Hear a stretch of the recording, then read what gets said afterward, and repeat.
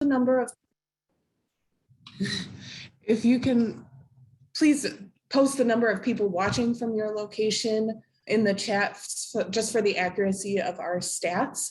That would be great. Again, only if you haven't done it already.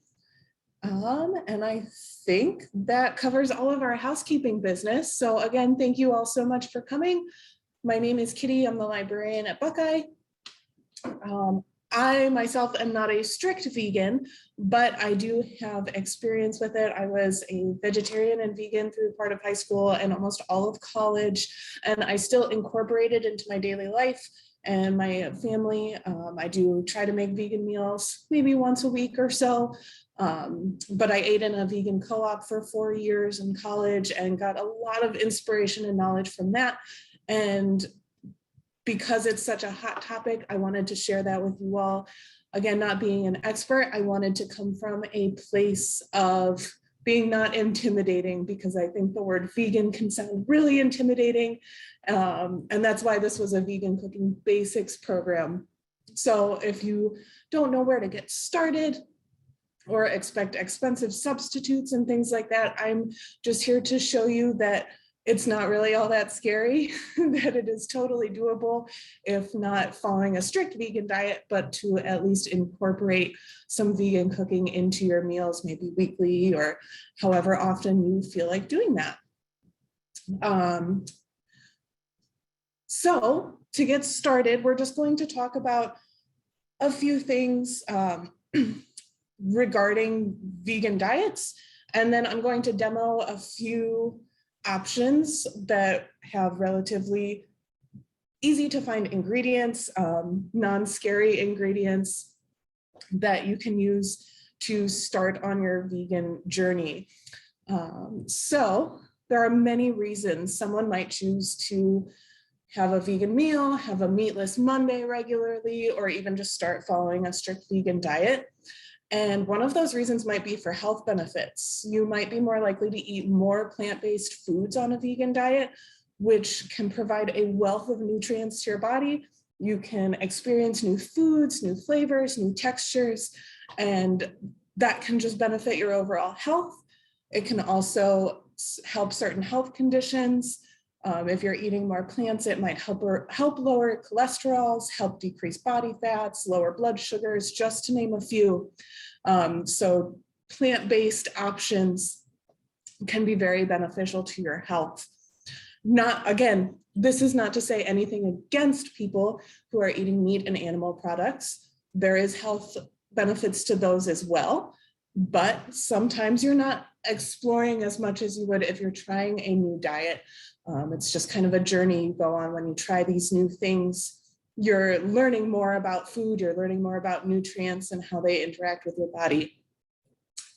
Another reason that people might choose to go vegan is environmental reasons. If you eat more plant-based meals, you're purchasing and consuming less meat.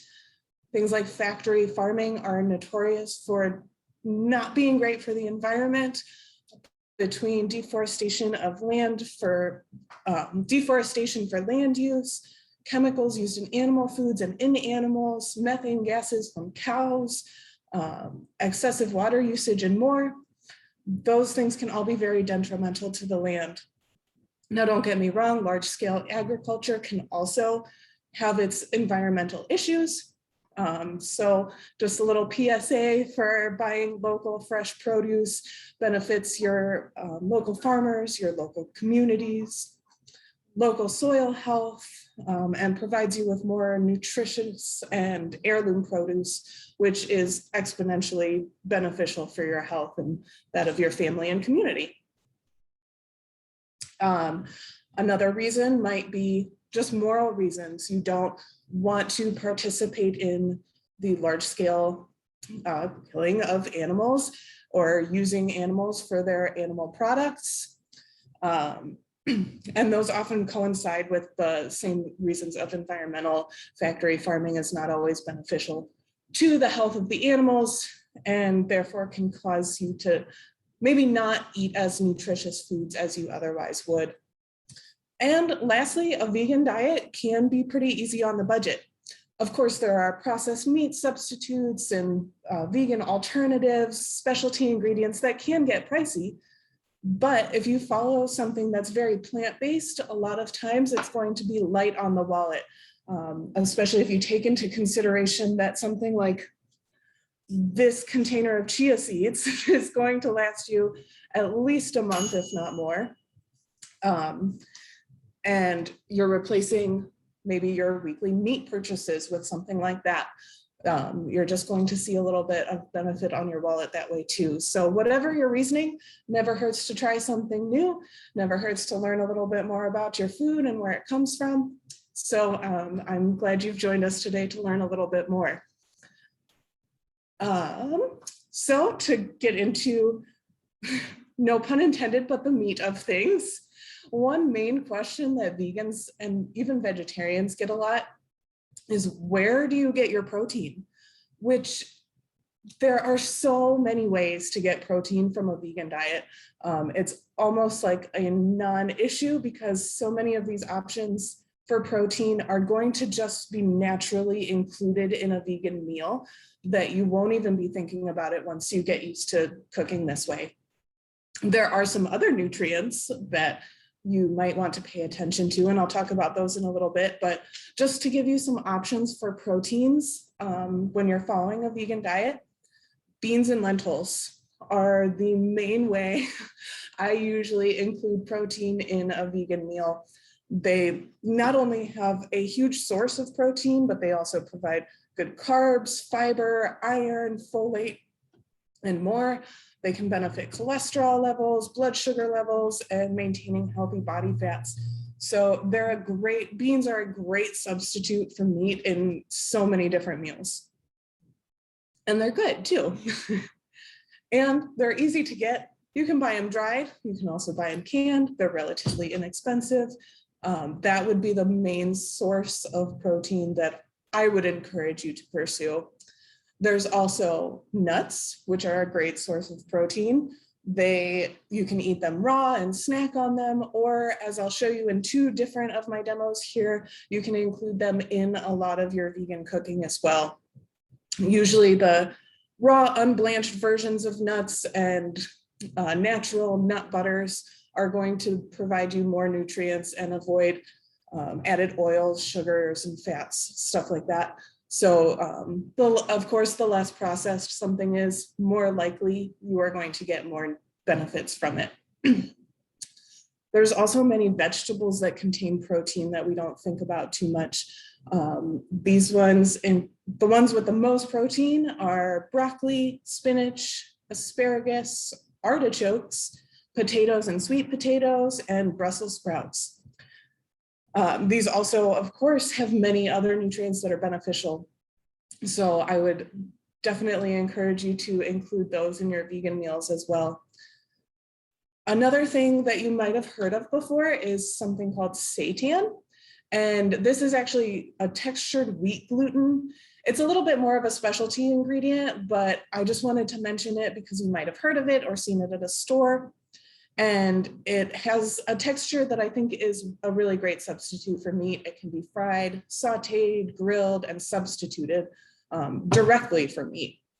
Again, that's something made from wheat gluten. It's a little bit different from tofu, which is made from soybeans, but worth a try if you want to expand your vegan cooking with a different type of substitute. Some other protein sources I'm just going to name off that you might consider are green peas, quinoa, oats and oatmeal, wild rice, chia seeds, hemp seed, and Ezekiel bread, which is just made from sprouted whole grains and legumes. So as you can tell, there are plenty of ways to get protein from a vegan or even partially vegan diet. The other nutrients that you might want to consider if you're following a more regular vegan diet are things like B vitamins, especially vitamin B12, calcium, iron, and omega-3s. Omega-3s are often found in fish, but they can also be found in things like chia seeds, flax seeds, which I have here, and I'll show you what to do with those here soon, and walnuts. Vitamin B12 can be found in something called nutritional yeast. And this has kind of like a cheesy flavor, and we're going to use it in one of my demos here too. You can add it to cheese sauces, pastas, and more to get that vitamin B12. Lots of fortified cereals, whole milk alternatives like plant milks, and different vegetables can help get you more calcium in your diet. Leafy greens, whole grains, beans and lentils help get you some iron in your diet. So those are just things that if you are considering a more strict vegan diet, you want to pay attention to getting into your diet. Many vegans might supplement with vitamins for those, but you can also get them just through your foods. So now that I've talked a lot and we've gone over those kinds of basics, I'm going to show you a few things that I have used in my home that my family likes as vegan options. Bear with me as I might move the screen around and everything. I'm not a TV chef by trade, so there's going to be a little bit of different pauses and everything, but I'm going to start out by showing you how to make a taco beef substitute with chickpeas or garbanzo beans. And that'll take a little while to cook. So while we're doing that, I'm going to talk about a few other things and I'll show you the end product there. So let me just open this can of chickpeas. And chickpeas are great. Like I put them on salads, just raw. And I use them as meat substitutes a lot. So they are really good. And I'm actually going to strain out the water from them. The juice that they are in is called Aquafaba, and that can be useful for another thing that I will show you in a few minutes. So I'm just straining these chickpeas out, letting all that Aquafaba collect in this bowl here. And try not to spill over all of my notes. I'm going to move my camera a little bit and just show you what those look like. In case you don't know chickpeas, they're just little round beans. And I'm going to rinse them off here. Okay.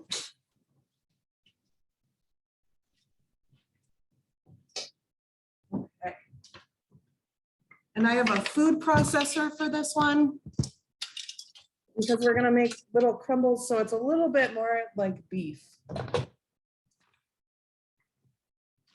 that lid off. There we go. So I'm just going to pour that whole 15-ounce can of chickpeas into my food processor, as well as 3/4 cups of walnuts. And if you remember, walnuts are a good source of those omega-3s.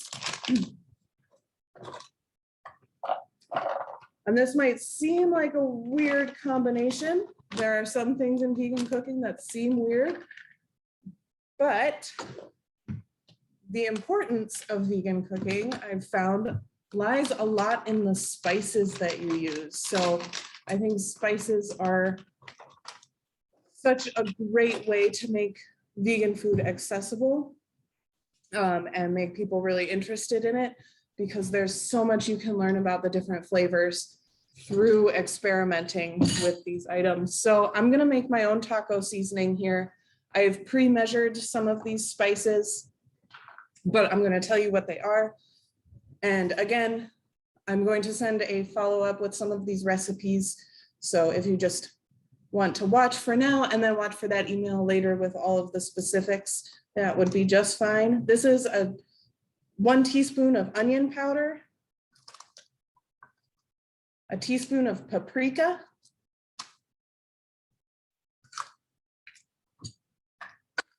just gonna put those right over there, a teaspoon of garlic powder,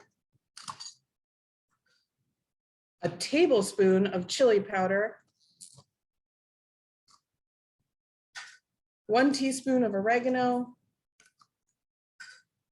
and 1.5 teaspoons of cumin.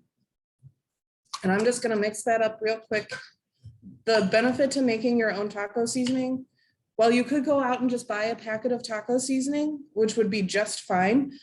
You can adjust what spices you like or don't like in there. And you can include stuff fresh from your garden maybe, or just try out different flavors. I really like making my own taco seasoning, whether I'm cooking vegan tacos or regular tacos, or meat-based, I guess. So I mixed up that, and it looks pretty much just like taco seasoning from the packet. I'm actually going to add a little bit of black pepper and a tiny bit of salt. Just mix those in there. All right. So I'm going to add all of that to my food processor. Make sure that's on there. And then I'm also going to add 1 tablespoon of water.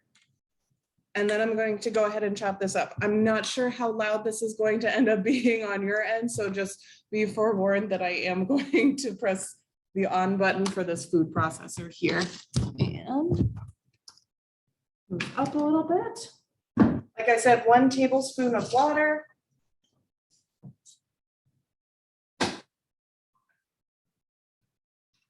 In there.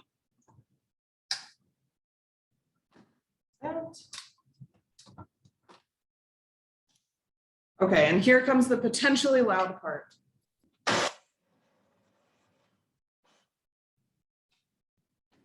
I only want to do it for a second because I don't want the crumbles to be too fine. I want them to still be kind of thick. So I still have a few whole chickpeas in there, and that's what I want. So I just rinse this off.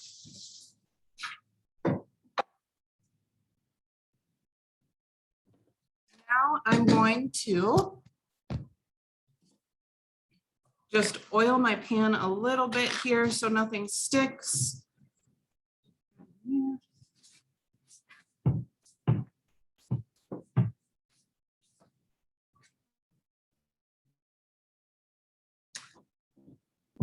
And I'm just going to spread this out on a baking sheet. And let me make sure you can see that. There we go.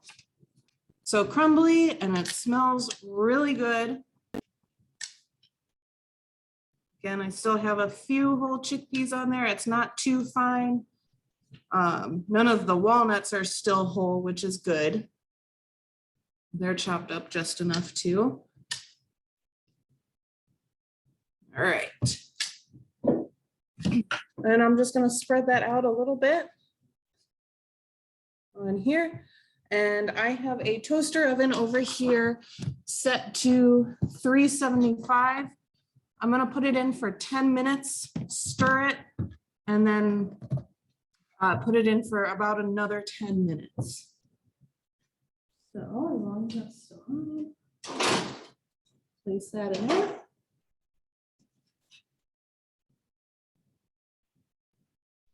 All right, so while our taco, quote unquote, beef is cooking, we're going to go ahead and talk about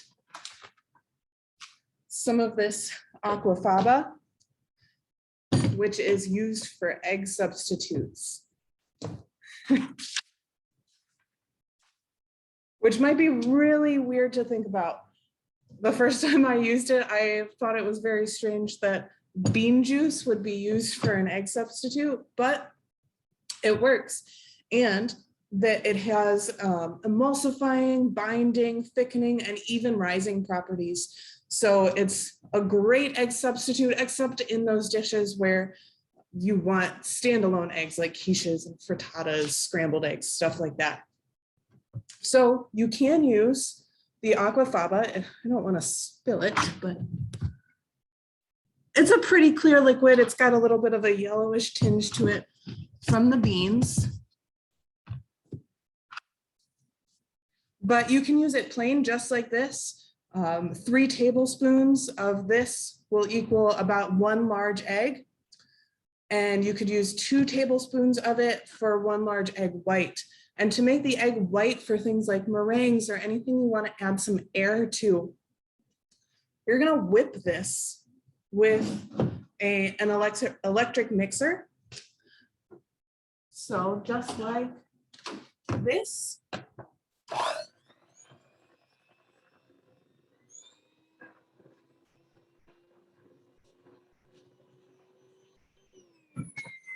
You can see it starts to get a little bit foamy. So if you keep whipping it, it's going to become the texture of whipped egg whites.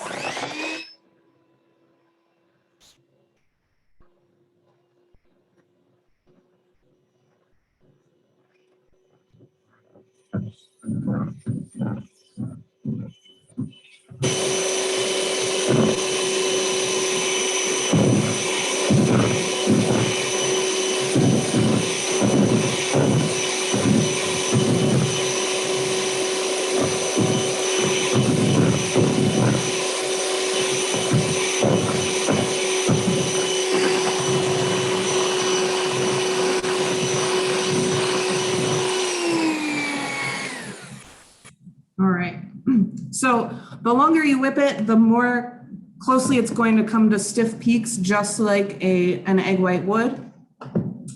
As you can see, if I can show you here real quick, it's become very foamy. So the longer you whip it, the more like egg whites it's going to become. I can keep going, but I don't necessarily want to have you just stare at me whipping Aquafaba for 10 minutes. So that is one way though to get that sort of light and fluffy egg substitution. It's great in, like I said, things like meringues or baked goods where you need those airy egg whites. Sometimes you just don't have eggs on hand, but you might have a can of chickpeas around. That's a great way to substitute. Another egg substitute is something called a flax egg. And that is made from flax seed. This is made, I usually get the ground flax seed just because it's a little bit easier. It doesn't store quite as long as whole flax, but I go through it quickly enough and I use it enough that I don't want to just go ahead and grind my own flax seed. But to each their own, you can definitely do that. So this works well in things with flour-based recipes. So baked goods, pancakes, quick breads, brownies, muffins, cookies. Flax eggs are a great substitute for those.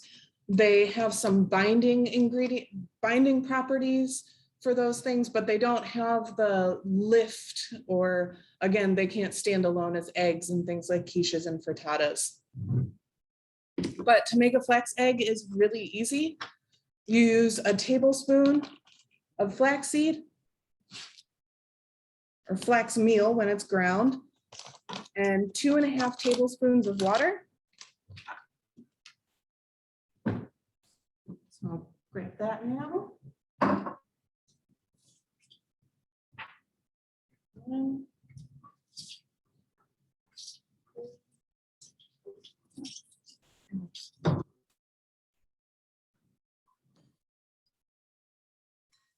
And mix that up.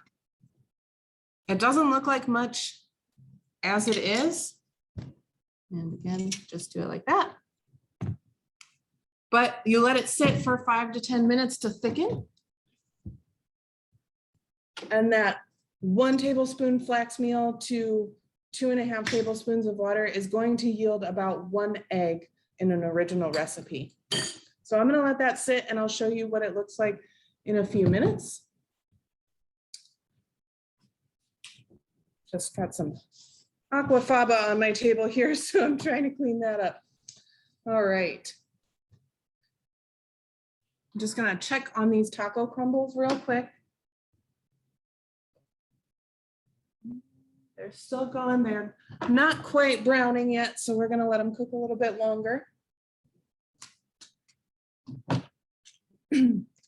So the next thing I wanted to show you was making oat milk.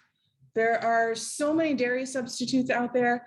Of course, things like almond milk, cashew milk, coconut milk, all sorts of things like that. It's kind of your preference, which taste you like better. A lot of times the store-bought ones will be a little bit more fortified with nutrients than ones that you could make at home. But if you don't want to go spend the money on this and you happen to have oats on hand, or if you just want to make your own because it's fun, that's totally fine too. I'm going to show you that today.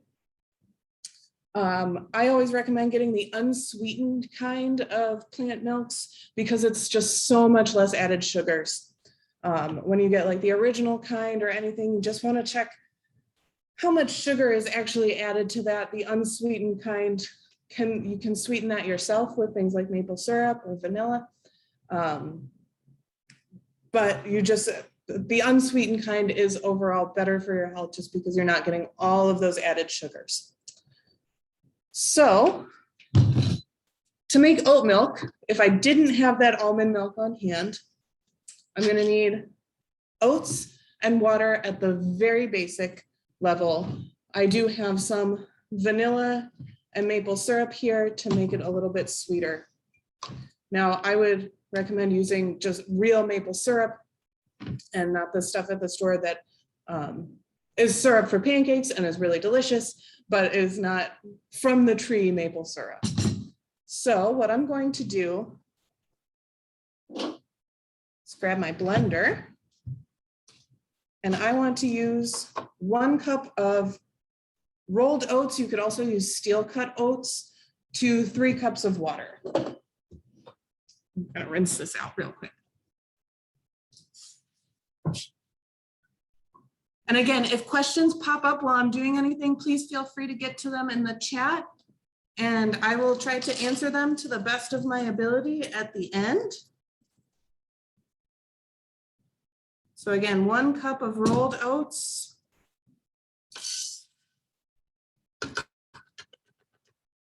And 3 cups of water.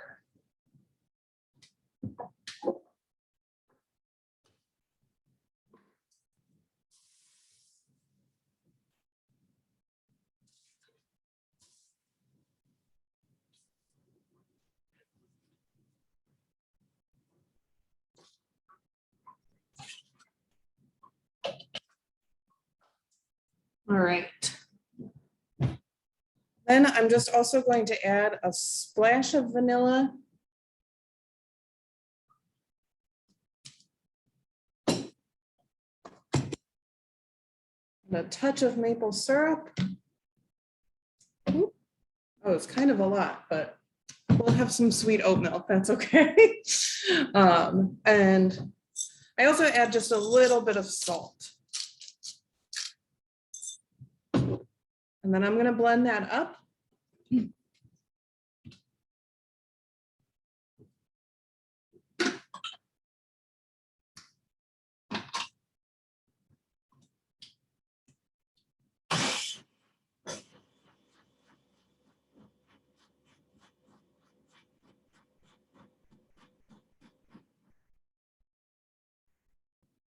Oh, it's pretty good. You want to blend up those oats as much as possible.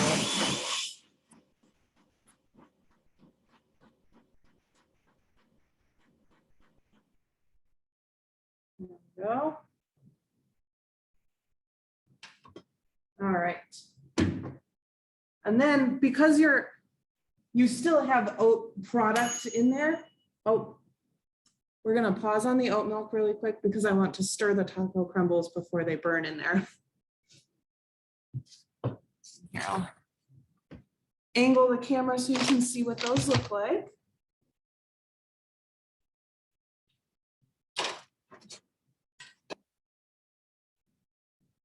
So they've started to brown a little bit. I'm just going to take a spatula. See how we do this here. Set it on the table. And mix it up just a little bit so that everything cooks evenly. Oh, it smells so good. Too bad it's not Taco Tuesday anymore, but we can do that on any day of the week. All right, I'm just gonna put them back in there still at 375 for 10 more minutes.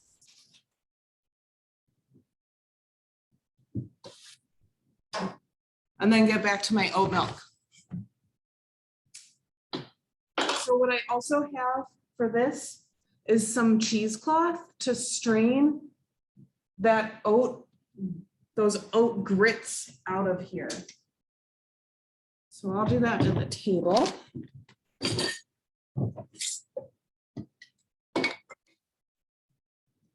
And I use a mason jar because it is easy to just put that right over the top. And I'm going to pour it very slowly into this jar.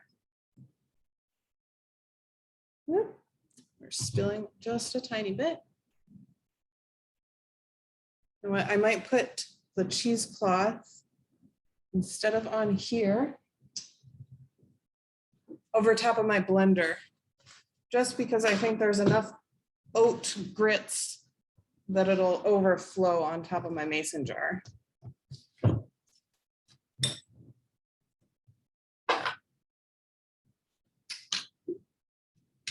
Take that out. And the blades.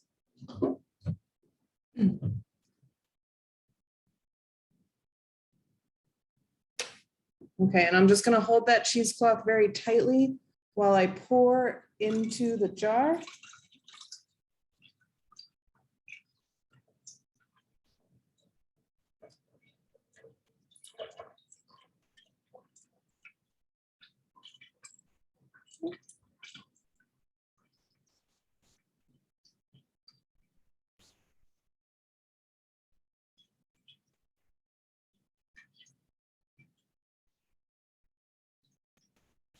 And it takes a little while to strain all the way, but you'd get about, let's see here, about 2 cups with that recipe of 1 cup oats to 3 cups of water. So there's all of my oat grits left in there. And that's my fresh oat milk. And if you remember me saying at the beginning that oats and oatmeal are another good source of protein, they're really good for your skin, for your hair, and things like that. So fresh oat milk is great.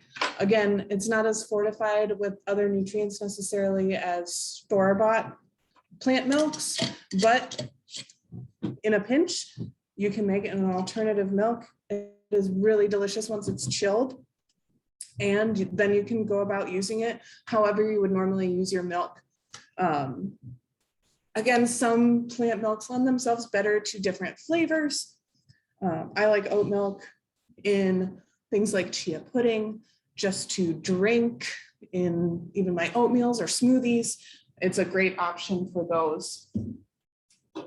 So speaking of chia pudding, I think this is an option for a yogurt replacement. And our flax egg is actually looking, it's very solid, a little bit more solid now. It's not as watery. And you would just include this, or again, this is the flax egg, going back to that, in baked goods products that call for an egg. So now for chia seeds, another seed that has a lot of protein and good carbs in it. This container, as I said earlier, will last you a very long time. Unless you just really love chia seeds and absolutely everything, but then it's worth it to get this container. So brand new, just gonna open that up here. Woo, there we go. All right. So for my chia pudding, chia seeds, when they are immersed in liquid, start to coagulate, which will make any sort of milk that it is with turn into more of a pudding or yogurty texture. So I'm just going to use 2 tablespoons of these chia seeds. 2 in there. And I'm actually going to use my oat milk. 2 tablespoons of chia seeds to half a cup of your milk of choice. And a little bit more there. There we go, that was half a cup. That's the other nice thing about mason jars is their measurements on the side. And I'm gonna stir that. And again, kind of like the flax egg, it just looks like seeds in milk or water. But you have to let it sit. You can also add a sweetener of your choice, but since I added so much maple syrup on accident to this oat milk, I'm gonna go ahead and leave that out. You could, of course, also use almond milk instead of your oat milk. That would be just as good. This one has vanilla in it, but it's unsweetened, so you might want to add something like maple syrup or honey. Just to be clear though, some vegans do not eat honey because it is technically an animal product.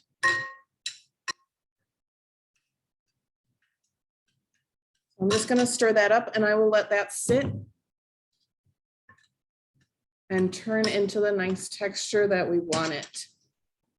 So I'm going to go ahead and check our taco crumbles because they are looking pretty brown, not in a bad way, but in a done way.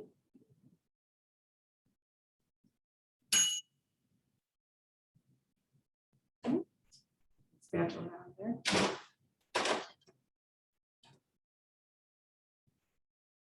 And that I would call done. Once it's crispy and brown and smells oh so good.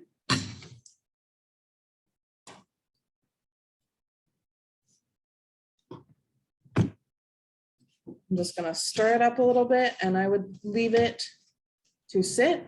And you would just add this to your tacos or burritos or anything you want to use kind of as a Mexican spiced meat replacement. I would use this. And again, it has tons of proteins from the walnuts and the chickpeas, lots of omega-3s from the walnuts, good fiber, healthy fats from the beans, and all of those flavors from those fresh spices. So again, I cannot emphasize spice enough in vegan cooking. Try new things, try things from your garden.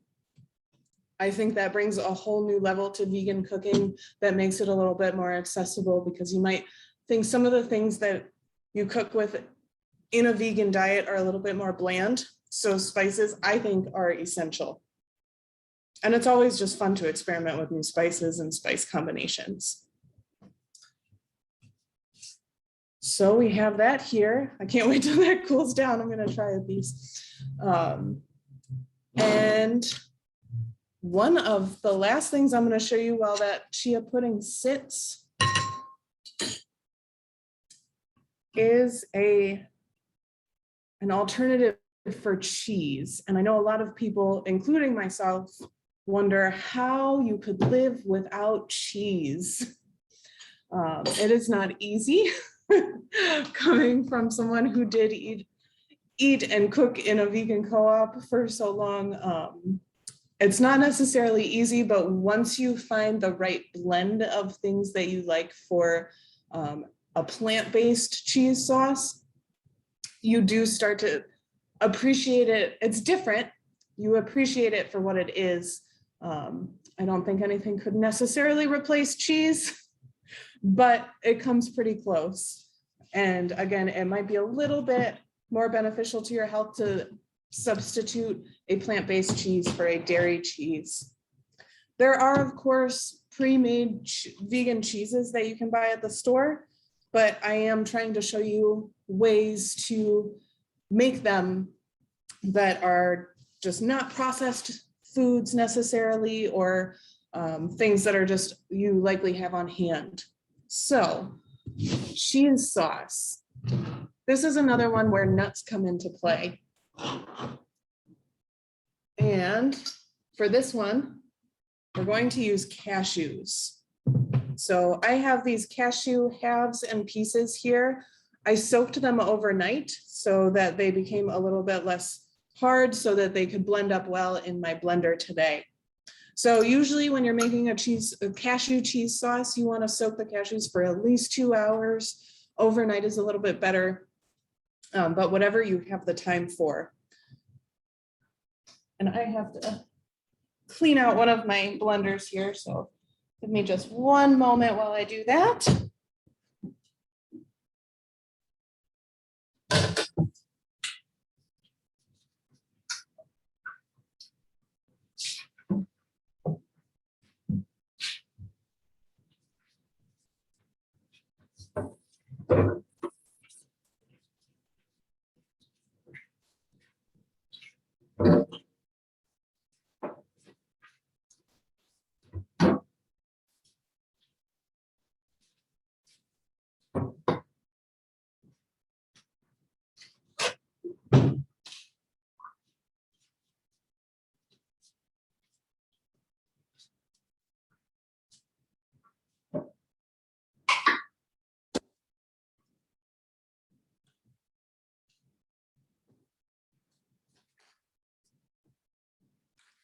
Okay. So now that we have our blender back, I would say that blenders are really important for vegan cooking. You do a lot of blending and processing, so they are kind of an essential kitchen equipment to have on hand if you're going to be experimenting with vegan cooking. So for the cashew cheese sauce, here's my recipe. We're going to go with 1.5 cups of these cashews. Raw is best, lightly salted is good too. You can try ones that come in cans that are roasted, but again, raw, unbleached, unsalted is best. They can be a little bit harder to find though. So I'm going to pour in my cashews here, again, that have been soaked overnight. And 2 cloves of garlic. I'm just going to throw those cloves in there whole because we're going to chop this up anyway. And this is where that nutritional yeast is going to come in. This has, again, that cheesy flavor, B vitamins, lots of fiber. Some people like to put it on popcorn instead of butter, and it's really tasty. But it is kind of the key ingredient to making something cheesy that is still vegan.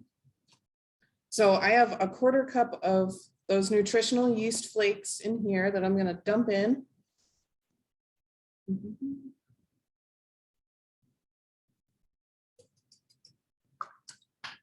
And then I also have 1/2 teaspoon of onion powder. 1/2 teaspoon of paprika. And 1/2 teaspoon of turmeric. Again, the great thing about making your own spice blends is you can adjust the quantities, you can eliminate things you don't like, you can add things that you think would give it a better flavor. I'm also going to add, again, some salt.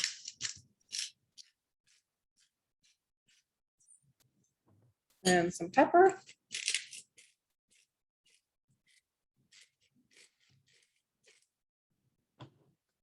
All right. Some people also, to make it a little bit more spicy, can add a chopped jalapeno. Some people add Dijon mustard to this to give it a little bit more of a kick. And then I'm also going to add 1 cup of unsweetened almond milk to this. Where is my cup? There it is. This is where the unsweetened comes into play, because if you had really sugary almond milk, to put into a cheese sauce would just, I think, throw off the flavors a little bit too much. So again, I can't say enough, the unsweetened is a little bit better for overall vegan cooking. I'll pour that in.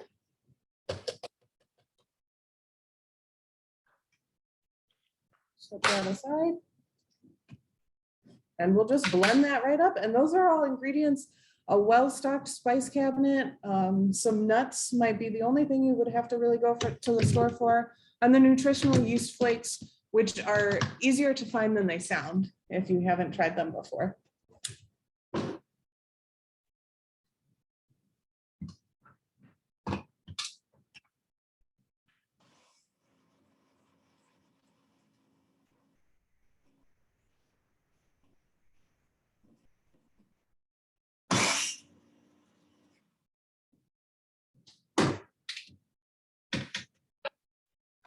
And since the cashews are still a little bit chunky, I'm just gonna use my little spatula to make sure everything is down there and able to be blended. Oh, that smells really good.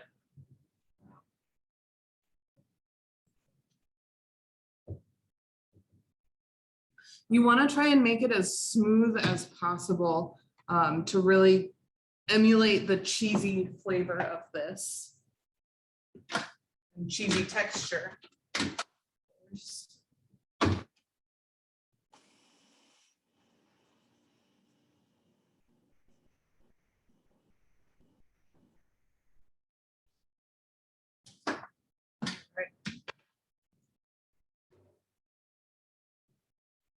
Now, it does come out, let's take this part out, a little bit easier.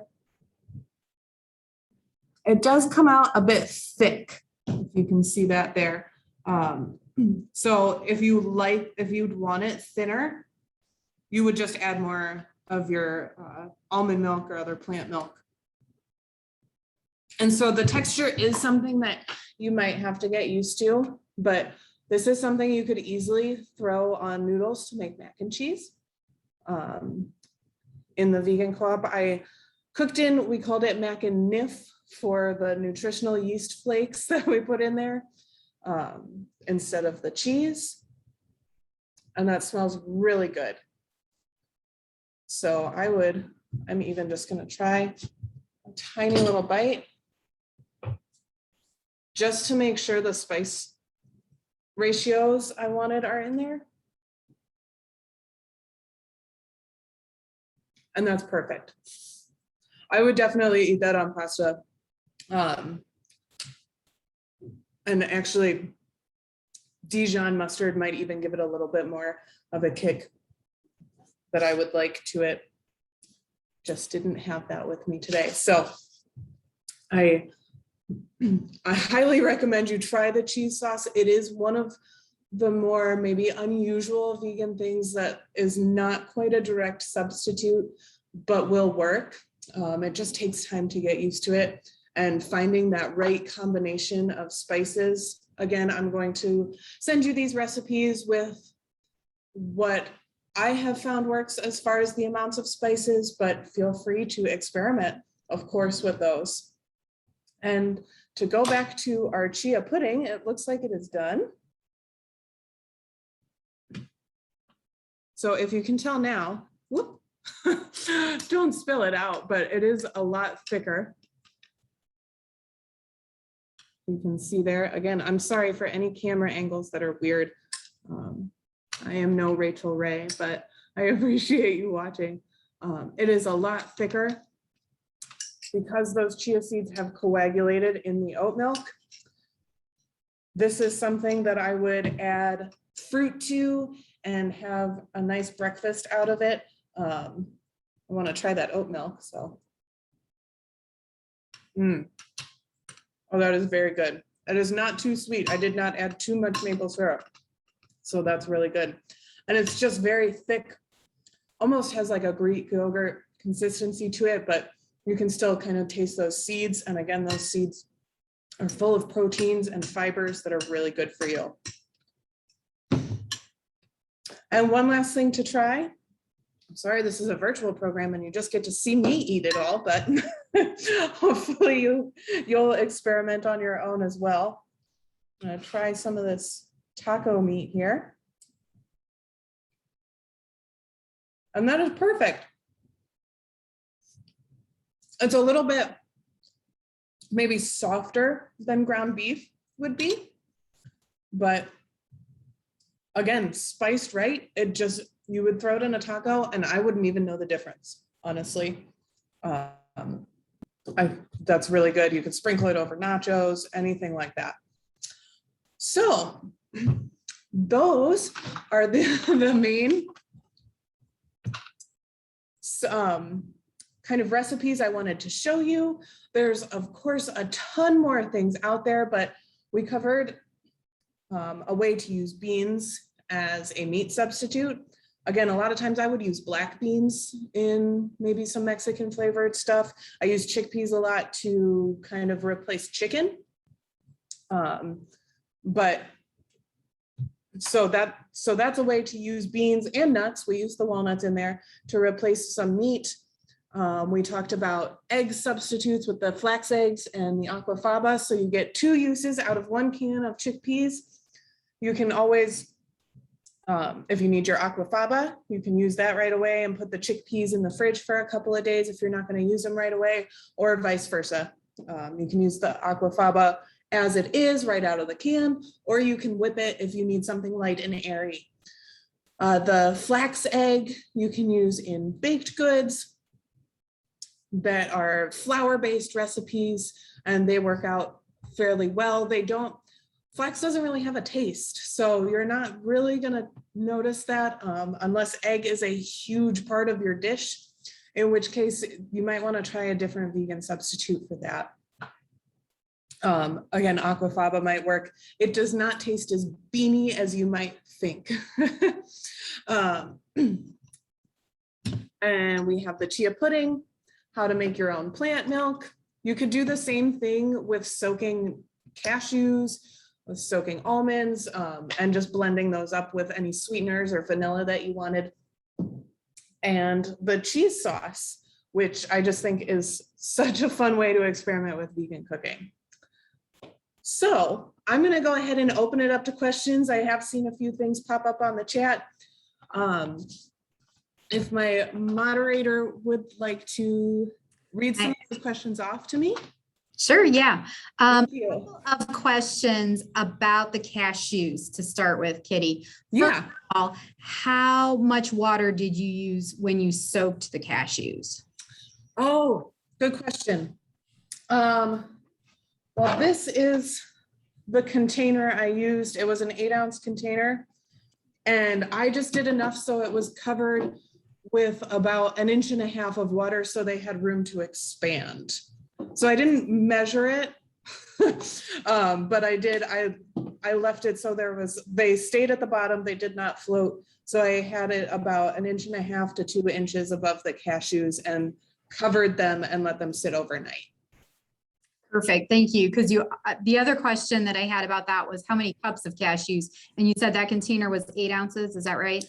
Yes, yeah. And when I poured it in here, it was about 1.5 cups, which is what the recipe I used called for. Perfect. Another question for you about the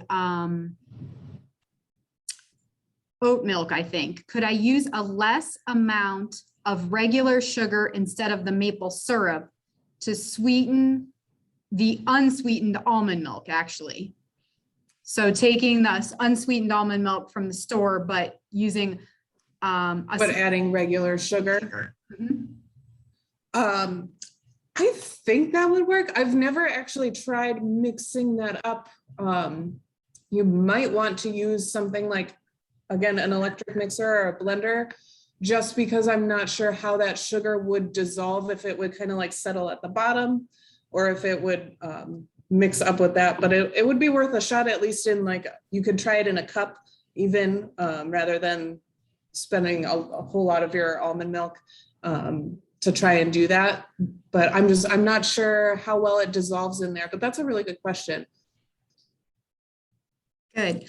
Going all the way back to the very beginning of your presentation, Kitty, you talked about a substitute that is not tofu, but is something else. Can you tell us again about that, what it's called? Yes, it's called Seitan, Seitan, and it is made from wheat gluten. So a lot of times I think in stores you would see it as like seitan jerky, but you can buy it just plain. They do sell wheat gluten to make it. That was something that has a fairly long process, so I wasn't going to do it in this video today. But it does, again, it has that texture to it that is almost, oh, I don't know. I've tried it in ways that are like, obviously it can be made into a jerky-like thing, but I've also had it where it's almost like a sausagey texture, if that makes sense. But I don't know. I really like it. I've always really liked it. Again, I think I've probably had it spiced and maybe fried. So it's probably a really good way to eat it. But it does work as just if you cut chunks of it and throw it into something that would normally have meat chunks in it. Wonderful. One last question that I in our chat box. What would you suggest for a good bedtime snack? Oh, that's a good question. I would say probably, I usually crave sweets towards bedtime. So maybe, I don't even just plain fruit with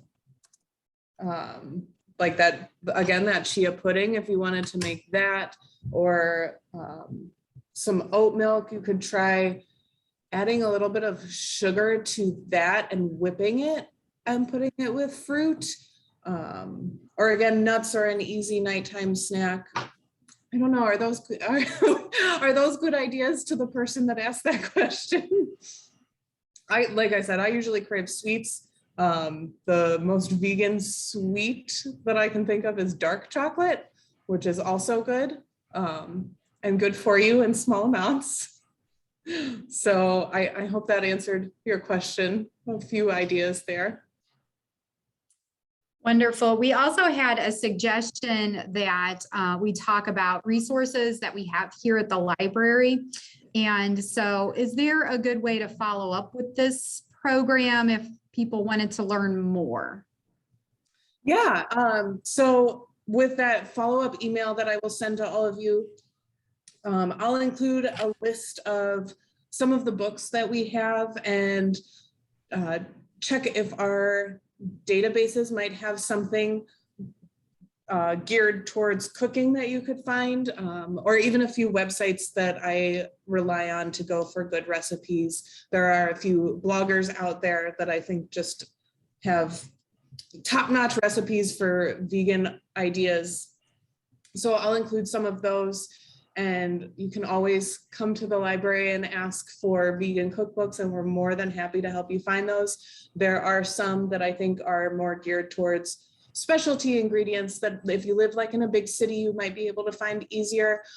But around here, I would say it's a little bit more difficult to find some of those. So there are also vegan cookbooks that focus more on basic ingredients and more vegetable and fruit-based things.